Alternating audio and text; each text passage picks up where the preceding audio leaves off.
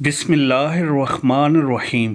اللہ تعالیٰ نے قرآن پاک میں رمضان کے لیے 4 احکام خصوصیت سے بیان کیے۔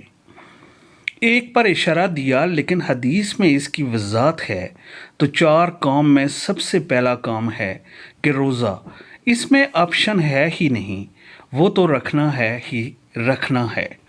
دوسرا کام اللہ نے رمضان میں جس کا خصوصیت سے ذکر کیا وہ ہے تلاوت۔ قرآن مجید رمضان اور قرآن مجید کا آپس کا بہت گہرا جوڑ ہے۔ فرمایا ہے وہ مہینہ ہے جس میں قرآن نازل کیا گیا ہے، یہ وہ مہینہ ہے جس میں قرآن مجید نازل کیا گیا ہے۔ اللہ نے رمضان کا انتخاب قرآن کے نزول کے لیے اسی وجہ سے رسول اللہ صلی اللہ علیہ وآلہ وسلم نے اس مہینے میں تراویح دی تاکہ اس میں قرآن پڑھا جائے۔ بعض کہتے ہیں کہ تراویح کا نبی کی طرف سے کوئی ثبوت نہیں ملتا ہے، یہ جھوٹ ہے، یہ 100% غلط بات ہے۔ تراویح سب سے پہلے کس نے پڑھی ہے؟ حضرت محمد مصطفیٰ صلی اللہ علیہ وآلہ وسلم نے 3 دن پڑھ کر چھوڑ اس لیے دی کہ کہیں فرض نہ ہو جائے۔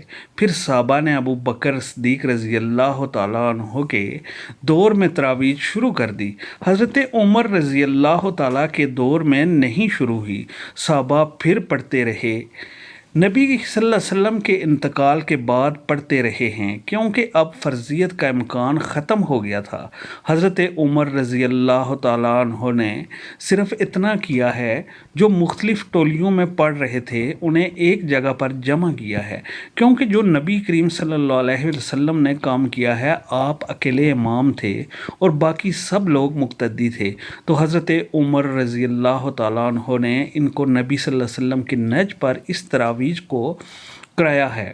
2 کام بتا دیے ہیں، تیسرا کام کیا ہے جس کا حدیث میں ذکر ملتا ہے اور قرآن پاک نے اشارہ بھی دیا ہے اس کی طرف، وہ کیا ہے؟ صدقات و خیرات کی کثرت۔ روزہ رکھنا آسان ہے، مال خرچ کرنا مشکل ہے۔ آج کل لوگ جو منتیں مانگتے ہیں، میرا کام ہو گیا تو یہ کروں گا، نماز اور روزے کی منتیں مانی جاتی ہیں مگر پیسے خرچ کرنے کی منتیں نہیں مانی جاتی۔ پیسے خرچ کرنے کی منتیں نہیں مانگتے، پیسوں سے ہمیں بہت محبت ہے۔ اللہ نے جہاں نماز کا ذکر وہاں مال خرچ کرنے کا ذکر ساتھ ساتھ کیا۔